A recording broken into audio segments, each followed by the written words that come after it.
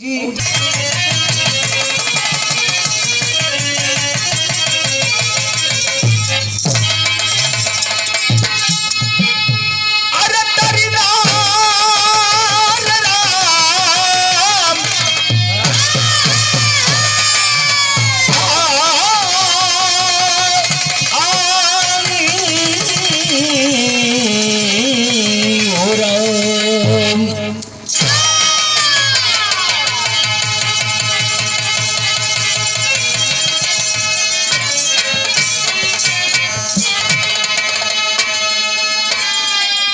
भूमिका में कभी ने भाव लिखा है कैसे? अरे वतन है हमारा, वतन है तुम्हारा। अरे वतन के जवानों, वतन को बचाओ। अरे वतन का बगीचा लहू, अरे वतन की अरिमान चमन को सजाओ। यही जिंदगी कर्म का क्षेत्र है, करती है गुलशन की अंगड़ाइयां।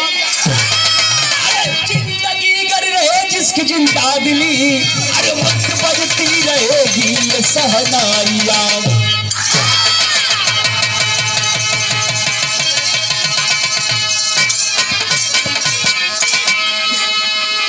क्या यही जिंदगी कर्म का क्षेत्र है? याद करती है गुलशन की अंगड़ाइयां। साथियों, कवि की लेखनी संकेत करती है, जीना है जीने के लिए 100 साल पड़ी है, लेकिन कुछ एक ही दिन में ऐसा कर जाओ कि आने वाली पीढ़ियां तुम्हें याद करती रहे।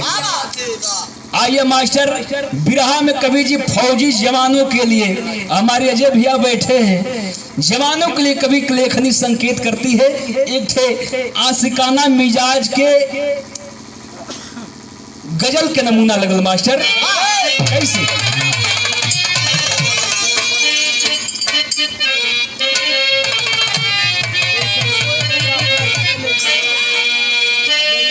ये गजल शाम तो भैया का बड़ा ही पसंदीदा गीत है।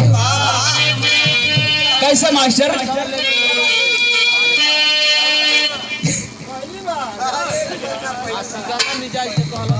अरे भाई, अच्छा पहली, अरे ऐसा पहली, अरे ऐसा पहली, अरे बार हुआ है।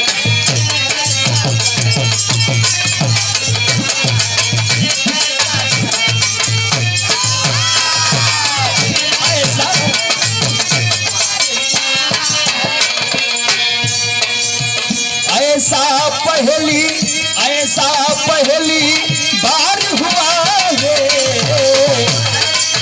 बार हुआ है।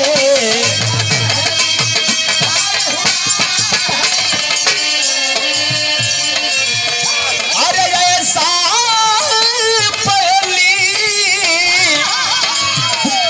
अरे बारी हुआ है हमको। तेरा ध्यान किधर है? अरे हीरो तो इधर है। हमको हमको हमको किसी से प्यार हुआ है, हमको किसी से प्यार हुआ है।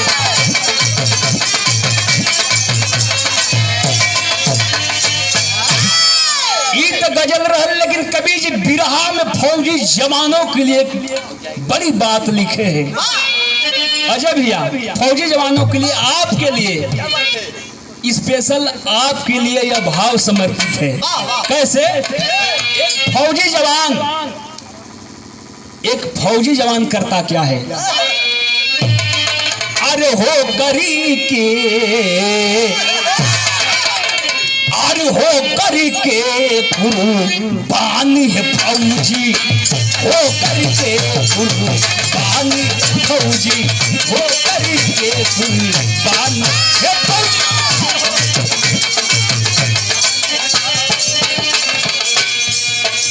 हो करके कुर्बान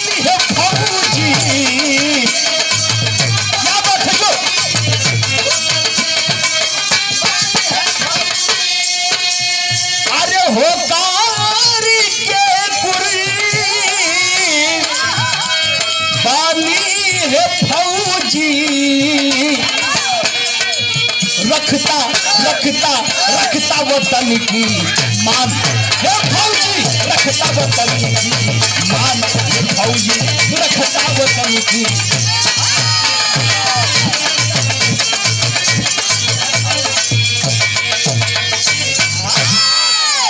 हो करके कुर्बान है फौजी और रखता वतन की मान है फौजी। एक फौजी जवान जब पूरा हिंदुस्तान चैन से सोता है,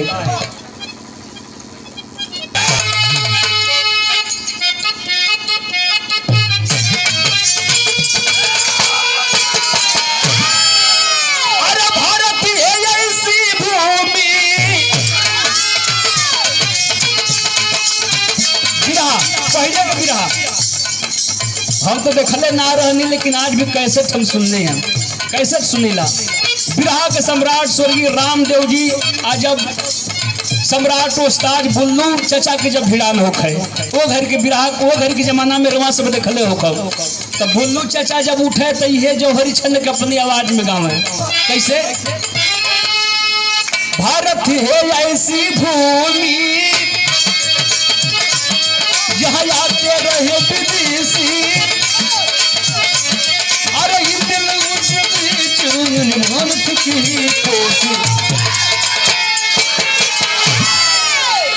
बुल्लू चाचा का अंदाज रहे, लेकिन जब उस्ताद रामदेव जी का नंबर आवे तो तनी गरम दिमाग के रहलन खड़ा होखे, यही जो हरिचंद के तनी उठाई के बोले कैसे मास्टर, अरे कर दो ऐलान जवानो,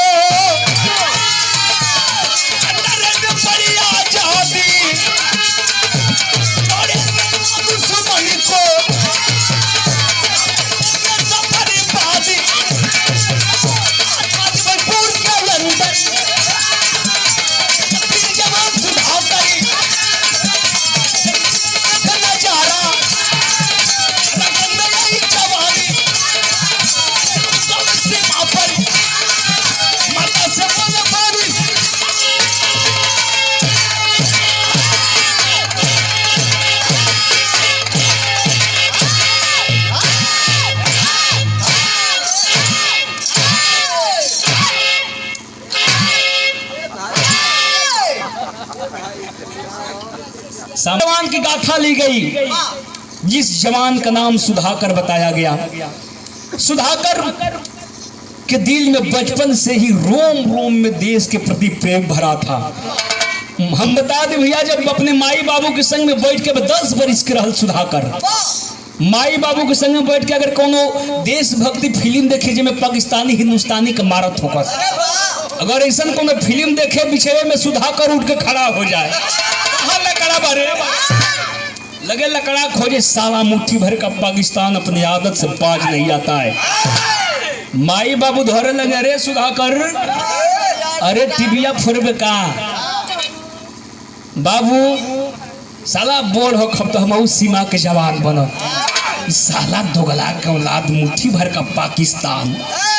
साला बाबू सुनीला कि हमन के जितना घूरा रखा था हिंदुस्तान में, साला वो तो नहीं है ये हुआ सब, तो वही कितना यति करेलन, साला हम सीमा पर हती हो बाबू, उस कर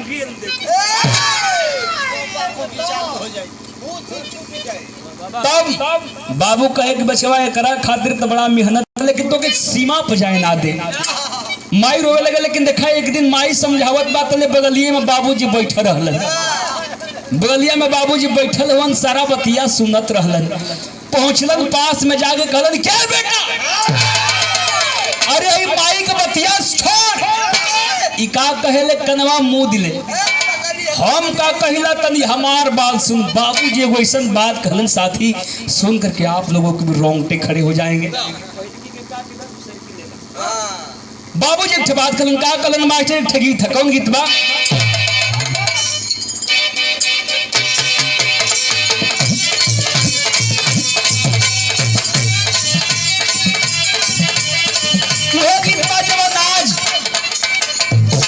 बड़ा मौका के गीत है। कोनो लड़का लड़की के बीच में बात बा, लड़की पीड़िया बरत भूखल है, बीचे न के ये बड़ा पीड़िया रहल ना भूखल बे लइका वही मां काहो सीता तू भूखल बड़ू कि ना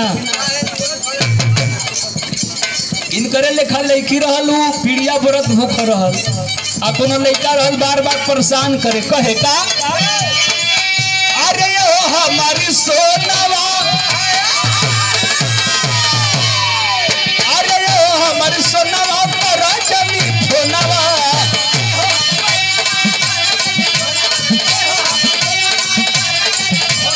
अरे ओ हमारी सोनावा तोरा जमी फोनावा चुमक के धर जनी रात हो जान भूखल बानी आज भर पीड़िया बरात हो जान भूखल बानी आज भर पीड़िया बरात हो जान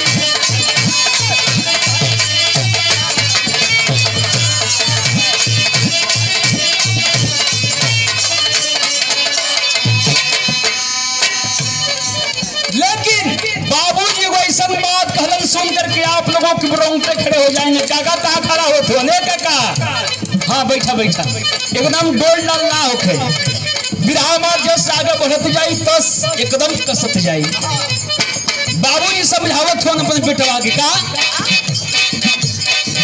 अरे कहेले बाबूजी सुधाकर से बचनिया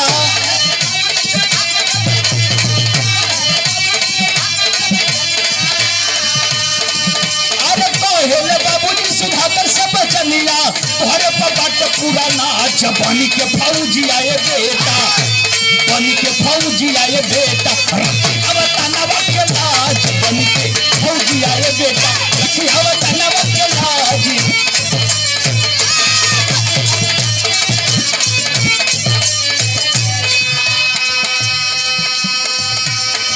रखी अवतानवा के लाज बनी के फौजी आए बेटा। एक अगली लाइन बड़ा बाबूजी खतरनाक कहलन गौर कीजिएगा क्या कहलन ए बेटा अगर मैं जिंदा रहूंगा या मर जाऊंगा लेकिन इस बाप के बात को याद रखना बेटा फौजी जवान बनना अगर फौजी जवान बन करके बॉर्डर पे जाना तो इस बाप की बातों को याद रखना बेटा। बड़ी मार्के के बाबूजी बात कहलन भैया क्या कहलन अरे पपिया मंगी है जादी दूध और वहां तो बाबूजी बैठवा के समझावत हो लेकिन यह जितेंद्र जी तू अपने भाई अजय भैया को कह रहा है अजय भैया बॉर्डर पे अरे पपिया मंगी हो जादी दूध तो बदले खीरा दिया हो तो पपिया मंगी हो जादी दूध बदले खीरा दिया हो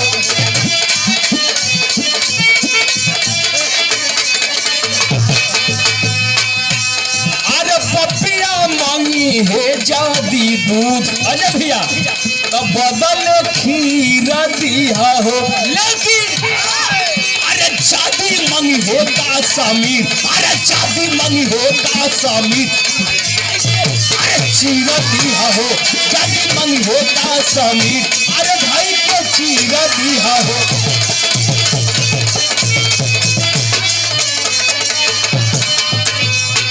खाती मोरा रही हिंदुस्तान में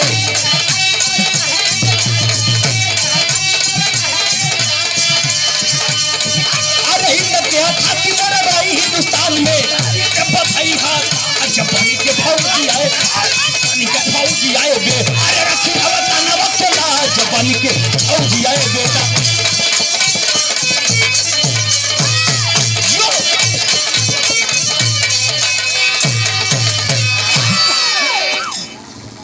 हिंद के हथाती मोरा रही हिंदुस्तान में सिर पे बधैया ताज बन के फौजिया बेटा जा बेटा जा।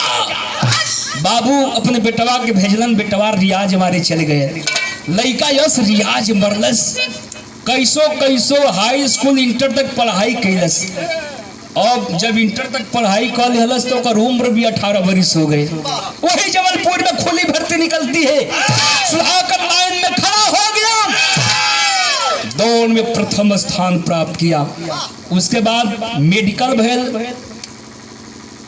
परीक्षा भयल सब चीज में सुधाकर पास होता चला गया यानी फौज की नौकरी क्लियर हो गई। आज फौज की नौकरी सुधाकर पाता है बाबू बड़ा खुशी बा बड़ा प्यार बा, लेकिन के खुश बा? खाली बाबू खुश हुआ आ सुधाकर खुश बा, बाकी माई के तनिको खुशी ना, बड़ा दुख में बे। बेटवा ठीक ना किला, माई बड़ा उदासल बे। लेकिन गौर कीजिएगा, 3 महीने की ट्रेनिंग में जवान चला गया तो देखो सच्चाई है भैया। अगर लड़का कामयाब बा, नौकरी ओकरी पा गई बा, तो दुश्मनों जवन तुहार हो वो कहन के भैया एक ठे तिल कहरू, अगर कहता तो हम चढ़ा देते। कर मास्टर भैया, अगर लड़का ठीक ना हो, आवारा हो, दारू उरू पियता, तो घरों के लोग चाहे हितैयो नतई के लोग ये खाली कहे, चाहे मौसियोरे होके चाहे फुफौरे होके, खाली ये कहे कि काहे फलनिया, अरे पतो है सुधाकर तू मरले के बाद का करेले रे, मरले के तू बात का कर ले। तब सुधाकर कहे कि माई ऐसा करेला, मेरी बंदूक की गोलियां दुश्मनों की खूनों की प्यासी है और मैं बॉर्डर पे, इसीलिए मैं रहता हूं कि कब मौका मिले कि अपनी सारी की सारी बंदूक की गोलियां दुश्मनों की कलेजी में उतार दूं। तो उसमें हमरो जान के खतरा, हमारी हमरो के गोली लग सकेला, हम हो मर सकीला। तो जब ना लड़की से ब्याह करबू, जब बताओ जब लड़की की जिंदगी बेकारे न हुई, हमार ब्याह मत करे जा। माई रोवे लगे बचवा, भले ब्याह करबे चाहे न करबे, मरले के बात न करी है। लेकिन देखे बाबू, एक थी अजीब रिश्ता आयल हो। कैसन रिश्ता आयल? बिरहा में एक गीत लगल, कौन गीत मास्टर? कल पढ़ जा मास्टर।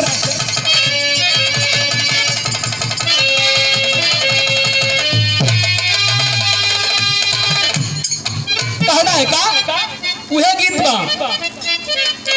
अरे छपरा सहरियान, अरे छपरा सहरियान, अरे बिकल रे चरखवा, देवर मोरा जोगी रे भइले, देवर मोरा जोगी रे भइले।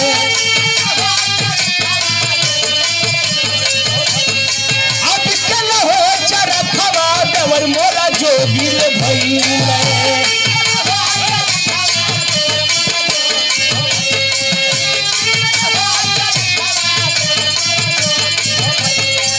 चरखा हो मंगा डाल हरे तार, देवर मोरा जोगी भइले। क्या बात है?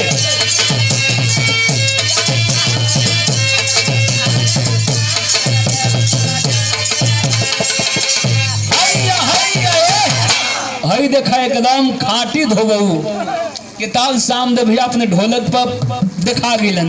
लेकिन गौर कीजिएगा कैसन रिश्ता रहल, कैसन रिश्ता है बाबू। अरे फौजी सूर्य भान आइल, अरे फौजी सूर्य भान आइल, अरे एक दिन भवनवा मनवा झूमत बाटे।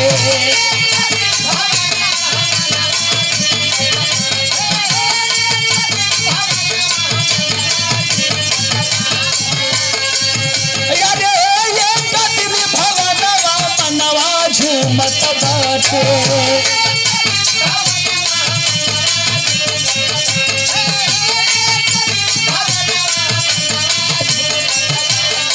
अभी किया के करे कन्यादान, मनवा झूमत बाटे।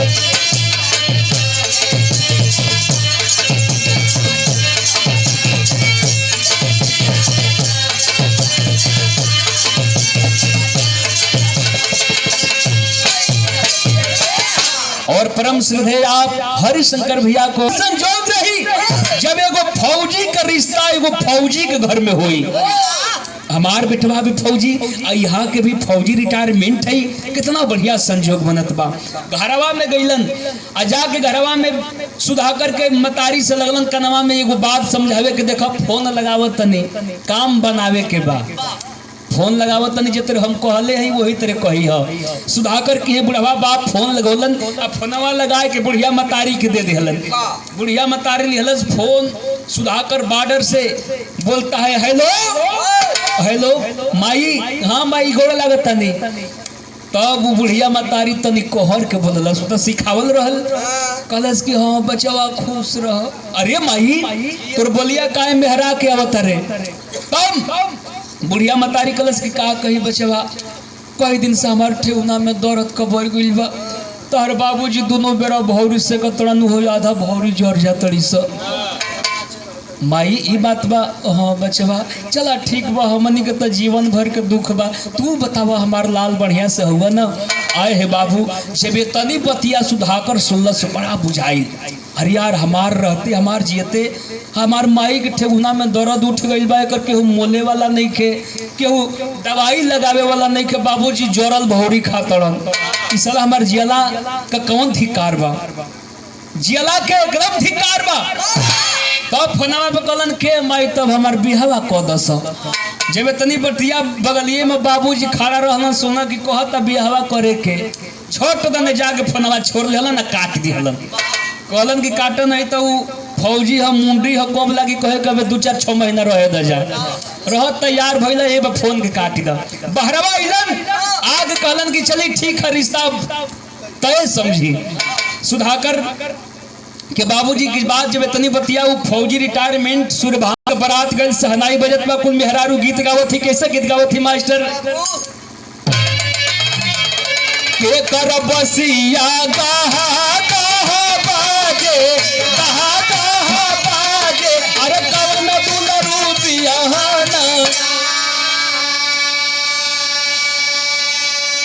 माता बहन लोरी गावेले की खोली गोइले खोईछा छटकी गइले लाडुआ छटकी गइले लाडुआ।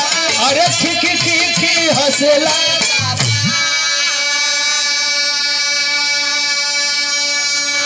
सिपाही जी इस सच्चाई हमन के तो तमाम कवि हवन। पवन सिंह के हो तो कृष्णा बेदर्दी, खेसारी लाल के कवि हो तो पवन पांडे, सब कर केहू ना केहू कवि बा। लेकिन माता बहन लोग के कवि है आज हमके ना बुझाई। कितना बढ़िया बढ़िया माता बहन लोग गीत गावे लिया, मौका के गीत गावे लिया। ये लोग के गीत पर हम बहुत झोंका चोट करेला। यही तरह गाजीपुर में बिरहा होत रहल हमार, ओहर तिलक बैठा रहल, बियाह बैठा रहल। हम छोड़ी के गाना बजाना छोड़ के दूसरा पार्टी गावत रहे, हम छोड़ छाड़ के जाके गीत सुनत रहनी। माता बहन लोग गीत गावत रहली, का गावत रहली कि जरा टारच दिखाओ। अरे मैं डाल देखूंगी जरा टारच दिखाओ। चलो वही में गीत बदल लीजिए माता बहन लोग। करे भगला भगला ए समधी भगला। अरे यही मरावे से खड़े खड़े भगला। अरे भगत भगत समधी तामू में गईला। सिपाही जी देखी एकदम हकीकत हम बतावत नहीं। वही में हरारून में एगो लड़की रहे जो तनी कनकना के बोलत रहे। हो गरहन में के धाराई रहे, ओकर ओठवा अनकिया कहीं में कनेक्शन हो गए, तनी कनकना के बोलत रहे। मैकवा में साफ सुनात रहे कहे कि हटत है बुझानी खानी ओहनिए के गई हम सुनात रहे साफ जाके मैकवा छोड़ लिहलस। मैकवा छोड़ के इहे गीतिया कहू गावे यार हाँ गलाए समधी हाँ गला। अरे यही मारावे में खाने खाने हाँ गला। अरे हगता समधी आमू में गई।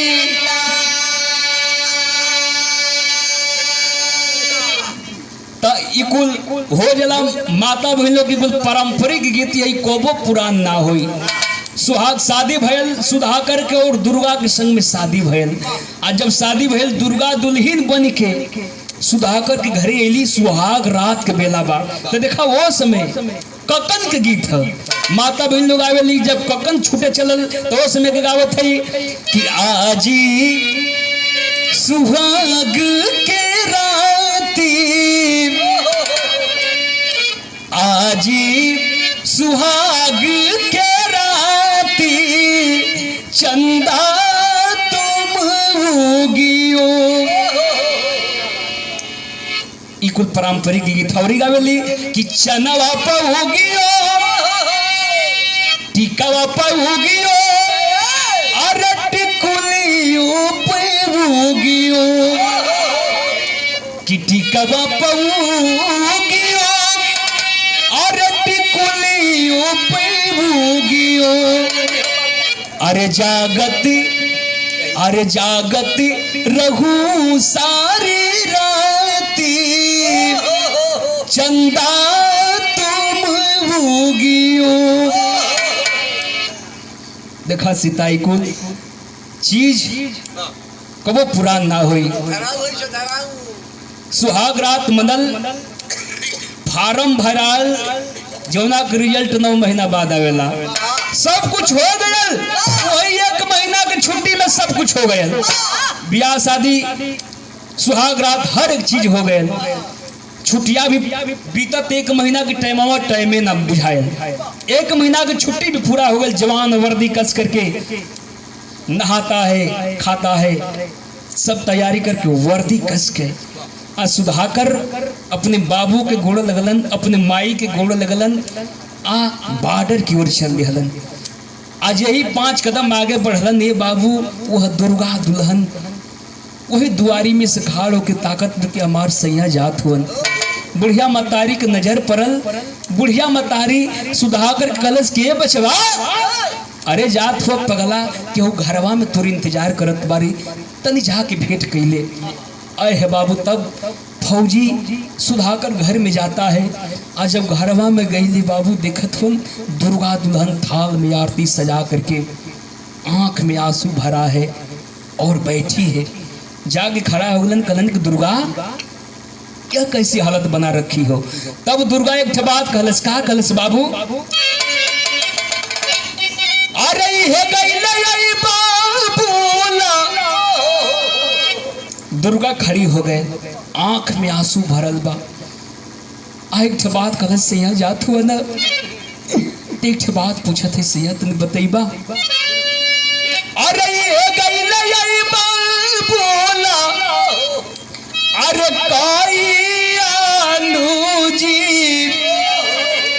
असुनी साजना हमार।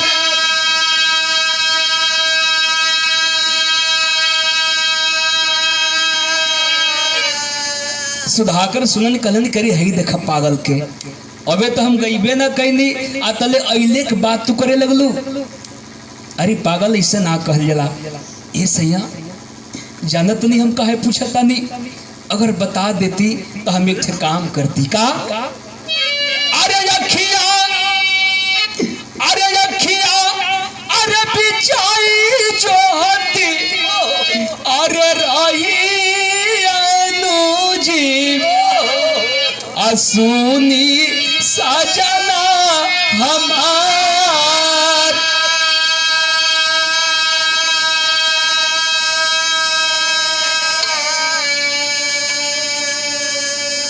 इतनी बतिया कहे के दुर्गा दौड़ के जाके भर कवारी सुधाकर के पकड़ लियलस। अहे बाबू अखिया से आंसू चले लगल हो। तब सुधाकर डांट करके एक बात कहता है दुर्गा अरे पागल तुम एक पढ़ी लिखी लड़की हो तुझे तो पता होनी चाहिए क्या। अरे जहिया से तनी पे टोपी अरे वर्दी चाड़ी चाले सवाब के नाम में जवानी लिखी जाले।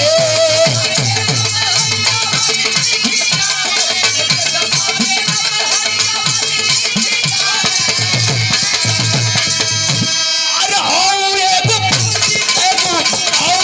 फौजी जारी आनु हो सुना धनिया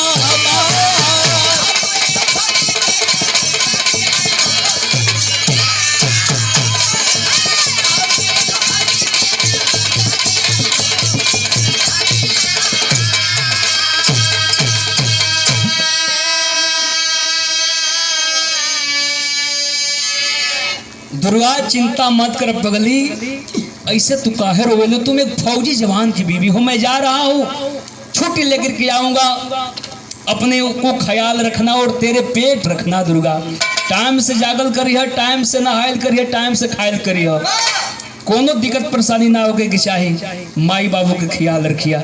समझा करके जवान बॉर्डर पे जाता है।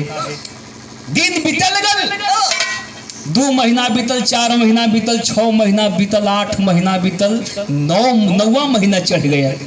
9वां महीना में दुर्गा के तन से खूब सुंदर एक थी बेटी का जन्म भयल। दुर्गा फोन कैलस, हाँ सैया बेटी भयल है। बड़ा खुश भलन, सुधाकर कलन वाह क्या बात है। अरे पगली बेटी भयल, पहला कदम घर में लक्ष्मी के पड़ल। ये दुर्गा एक बात कही, ये दुर्गा तनी बतावा ना, हमार बेटी के चेहरवा हमरा में पड़ल बा कि तहरा में पड़ल बा, ये तनी बतावा ना, तनी बतावा हमार बिटिया के चेहरवा हमरा में गइल बा कि तहरा में गइल बा। ना सैया ना, ये ना बताई, ये जाने खातिर छुट्टी लेके घरे आवे के पड़ी। ये दुर्गा अच्छा ठीक है, ना बताइबू तो तनी वीडियो कॉलिंग लगावा ना, तनी अपनी बेटी के देख ले, वीडियो कॉलिंग पर तनी अपनी बेटी के दिखावा ना। अच्छा सिपाही आप महोदय, जाड़ा का दिन रहल, ठंडा का दिन रहल, कुहरा छोले बा, थोड़ा प्रकाश धरती पर कम मिलत बा। उसी वक्त एक घटना घटती है। जवान देख रहा है कि कुछ आतंकवादी, कुछ घुसपैठी जो तटबंधा उस पार, पाकिस्तान के उस पार, सीमा के उस पार पाकिस्तान में कुछ घुसपैठी जो जा रहे हैं और तटबंधा काट करके हिंदुस्तान में प्रवेश करना चाहते हैं। हेमंत कहता है भैया अरे जवानी बोली बंदे मातरम, अरे जवानी बोली बंदे मातरम, अरे सनेगी लहू से धरती मची खुनों की होली, अरे होली, अरे होली।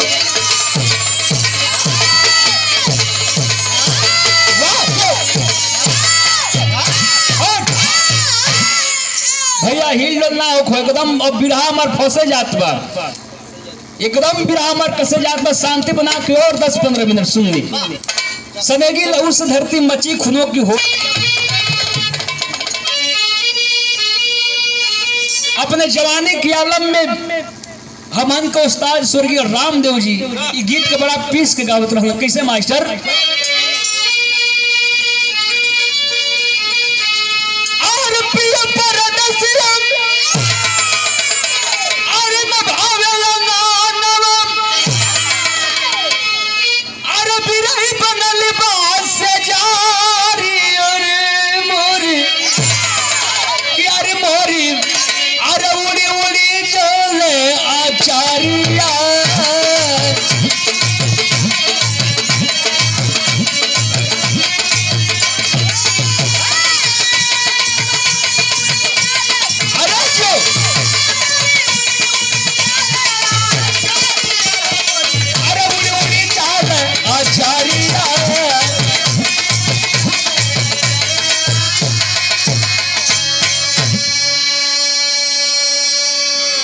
लेकिन सुधाकर अपने साथी हेमंत यादव के हौसले को बढ़ाता है और डांट करके कहता है,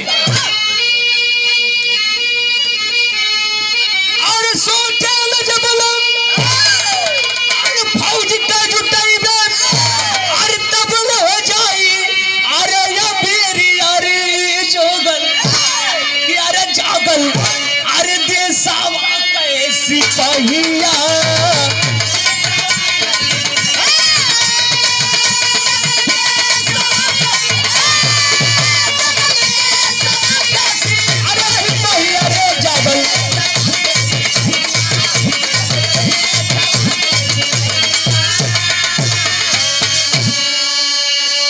खड़ा है सुधाकरी, अरे खूब पारा जमाई, अरे तटबंधा काटी हेलल चाहेला कसाई,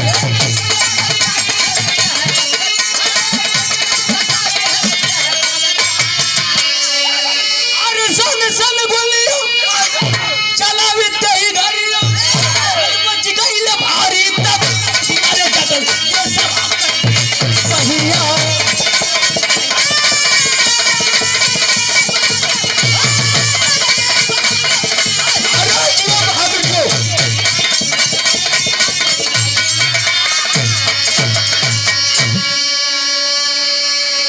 ये हवा पानी में दोष है। और साथियों, कुत्ते कमीने साला अपनी आदत से बाज नहीं आते हो, बार बार हिंदुस्तान पे आंखें दिखाते हो, बार बार कुत्ते के जैसे मारे जाते हो। यही तो करता है कि सारी की सारी गोलियां तेरे जबड़ी में उतार दूं। घुसपैठी दर्द से कराहत बाई अपन झरले हो। वो जौन भाग रहना से कहीं दूर थोड़े गई रहना से, वो ये नियम अगले बगल छुपल रहना से उनका मौका मिल गए। करे साले हिंदुस्तानी तो पाकिस्तान में आ गए हैं। तुरंत एने उन्हें लुकाई रहना से मोई चारों ओर से छाप लिहला से आके अब पीछे से बंदूक भिड़ा दिहलन। भिड़ा देते हैं बंदूक, साले हथियार को फेंक दो। दोनों हिंदुस्तानी शेर बहादुर हाथ को खड़ा करते हैं, हथियार को नीचे गिरा देते हैं। पपिया ले गिलन हो अपने हेड क्वार्टर और ले जाके मारे लगलन, पीछे लगलन। सोरठी में भाव लगो किसे मास्टर?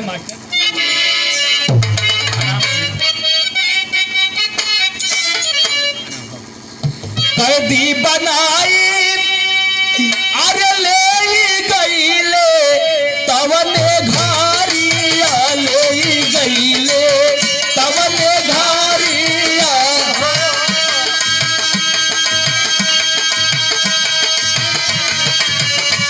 कैदी बनाई ले गईली तवने घारिया, ले गईले तवने घारिया। हमारे पपिया कोड़ावन के मारनुए राम हो राम रे।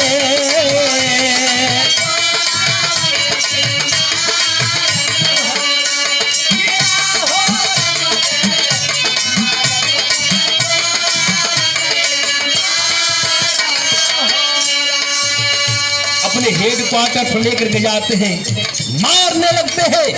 साले हिंदुस्तानी, बता हिंदुस्तान की खुफिया एजेंसी कहाँ है?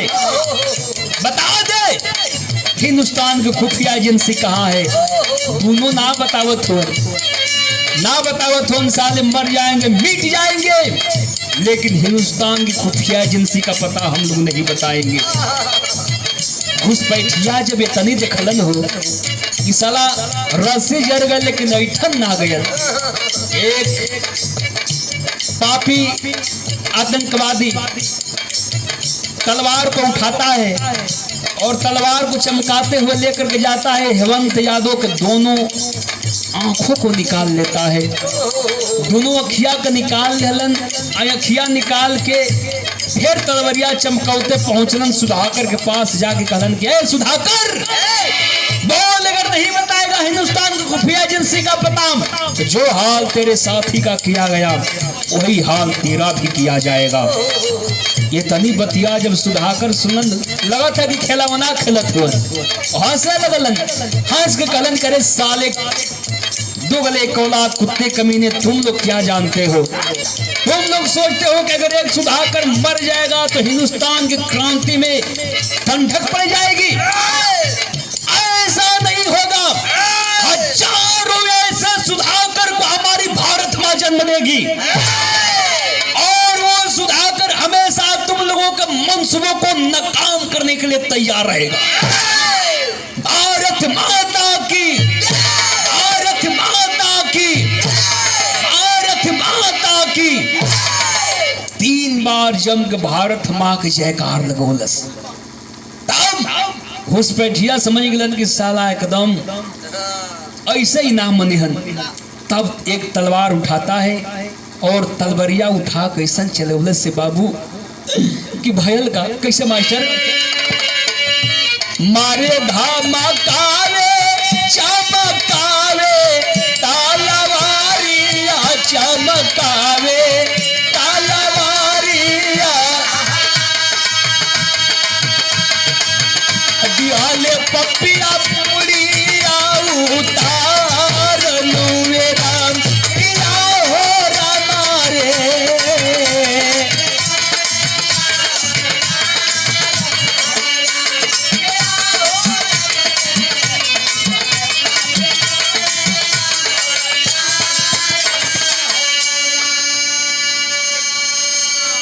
ऐसा तलवार चलौले ने बाबू कि सुधाकर की मुड़िया जितरे गेना डगराला है बाबू, वही तेरे सुधाकर की मुड़िया गेना निहर डगरा गए।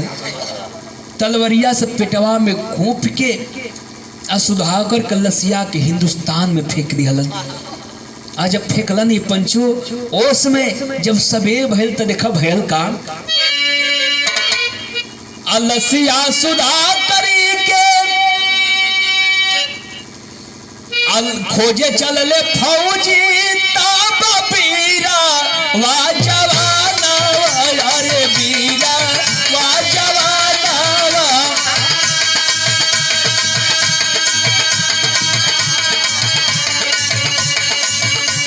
तनी सुनाया गे के बयान लुए नाम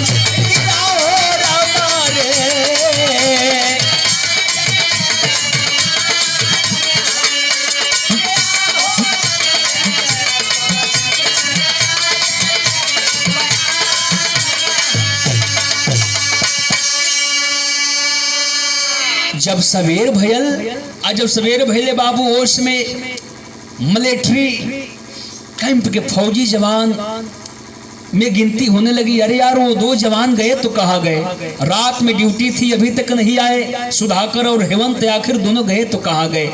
सुबह हुआ, फौजी जवानों में अफरा तफरी मच गई, जवान खोजने लगे। आज जब जंगल झाड़ी में खोजे लगला ने बाबू तो एक जगह लाश मिलल।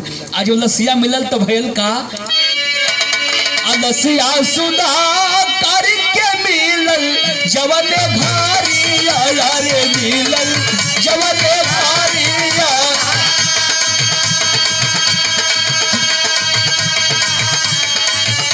लसिया सुधाकर के मिलल जवन घारिया रे मिलल जवन घारिया। अगोरे दियाले खबर जनायनुरा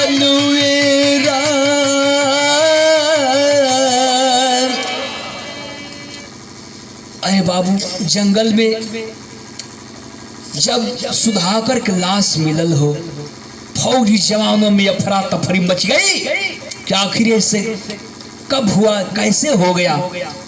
फौजी जवान सोच में पड़ गए कि आखिर में ये कब घटना घटी, सबको किसी को नहीं पता चला। लसिया मिलल हो, डायरी रजिस्टर से नंबर खोजने लगे, एक नंबर मिलल। सुबह सुबह फोन लगौलन, ओस में सुधाकर के बाबूजी भैंस दुहत रहलन। बगली में फोन बा, भैंसिया दुहत होन, वही में फोन की घंटी बजल। पहल की घंटी पूरा बज गए हो, बाबूजी उठा ना पलन, दूसर की घंटी बजल। तब सुधाकर के बाबूजी कलन के सुधाकर के माई तनी फोनवा निकाल ना, देखा के 2 बार फोन कर दिलस। बुढ़िया मतारी जाके बगली से फोन उठौलस। हेलो उधर से आवाज आती है, हेलो हाँ आप कौन बोल रही है। सुधाकर की माँ कहली कि हम सुधाकर के माई बोलत नहीं भैया क्यों निश्चय बोलता।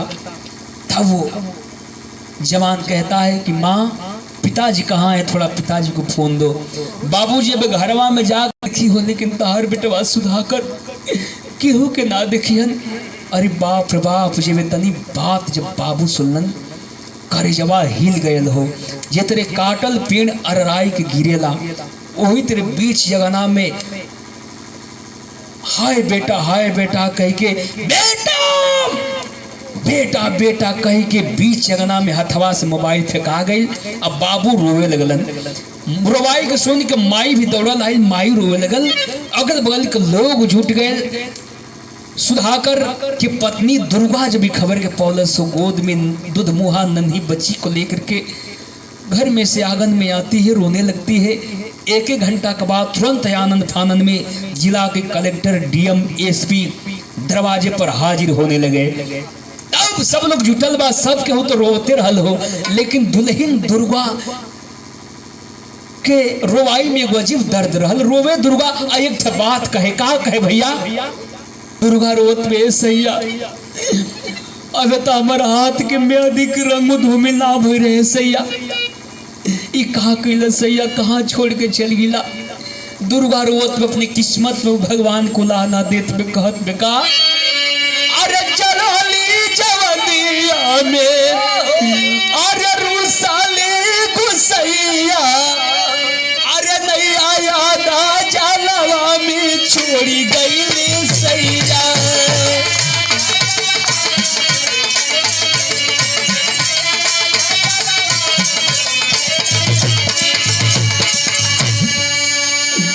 सैया तनी देखा ना सैया सैया तनी देखा ना अब पापा पापा कहीं रोवे अरे गोद के तुम्हारिया अरे कहे पापा हो गईला कठोर वो अरे मेहादी के अरे धूबिल नहीं बोली ललैया कहाँ गईला मुहावा के मोरू। अहे बाबू दुर्गा रोवत में ओकरो रोवाई के सुन के चाहे डीएम साहब होके चाहे कलेक्टर साहब होके सबके रोवे लगल। महसूस कीजिए, सुनने में तो बहुत छोटा सा लगता होगा विराज सुनने।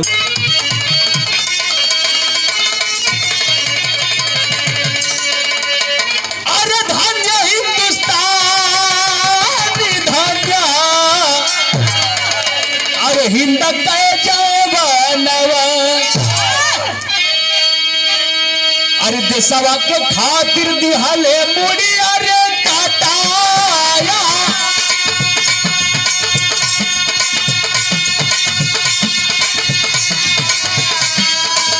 देशवा के खातिर काटाया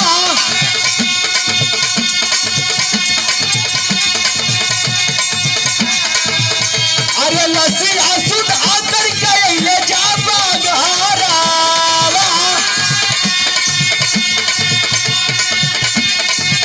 बाबू लसिया सुधा करके ले जा बघारावा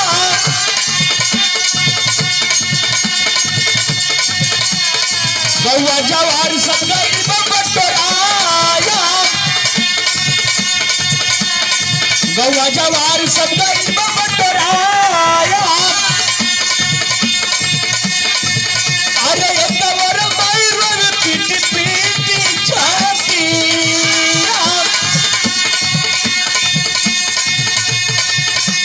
ए कवर बाबू हो गिरल भाराया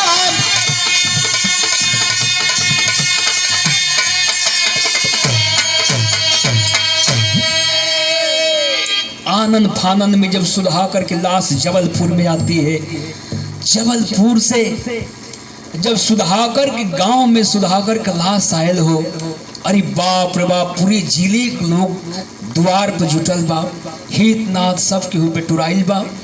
श्रद्धांजलि एक फौजी जवान का संची श्रद्धांजलि देने के लिए चाहे क्षेत्र के जिला पंचायत हो, चाहे प्रधान हो, चाहे डीएम हो, कलेक्टर हो, सब कोई जुटल बा श्रद्धांजलि देवे बदे। सब कोई जुटल रहले वो, लेकिन उस भीड़ को चीरते हुए बुद्धमोही बच्ची को लेकर के पहुंचती है जिस ताबूत में फौजी जवान सुधाकर का लाश रखी गई थी। लसिया के बाहरा निकले वो लस तिरंगा झंडा में लपेटा हुआ सुधाकर की लाश रखी गई। मुड़िया तर बैठ गई, जाके बैठ गई और रोवे लगल, हथवा जोर के कहे लगल कि भैया बिरहा की मेन कड़ी है मेरे दोस्तों, गौर कीजिएगा, एकदम बिरहा की मेन कड़ी शांति से सुनिएगा।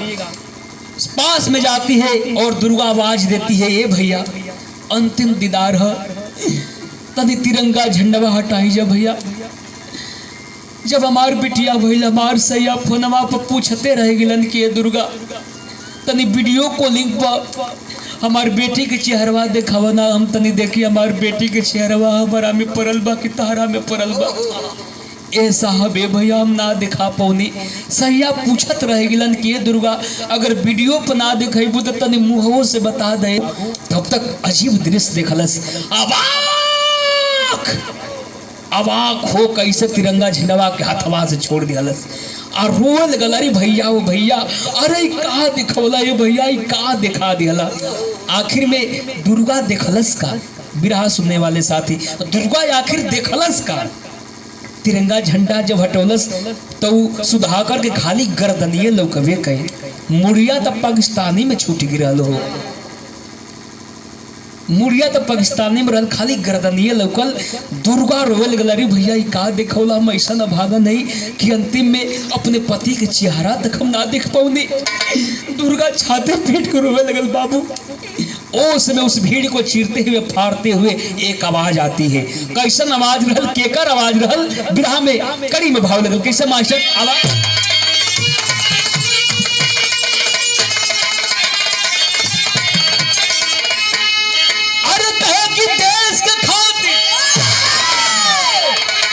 चीरते हुए एक आवाज आती है। कैसन आवाज रहल, केकर आवाज रहल, अरे देश के खातिर, अरे मूरी जे कटाई बिटिया,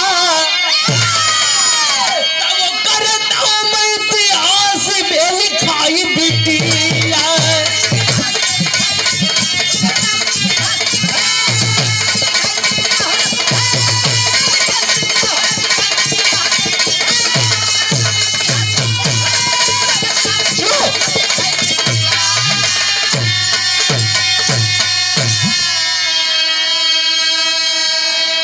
देश के खातिर तुम्हारे पति के नामे बनी रोड स्कूल हो, अरे ये बढ़ावे हिंदुस्तान वाला रूल हो।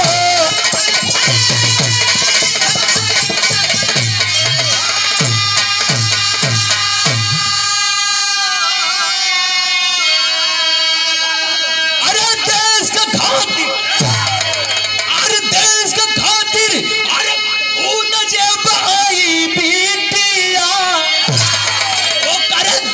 इतिहास में लिखाई।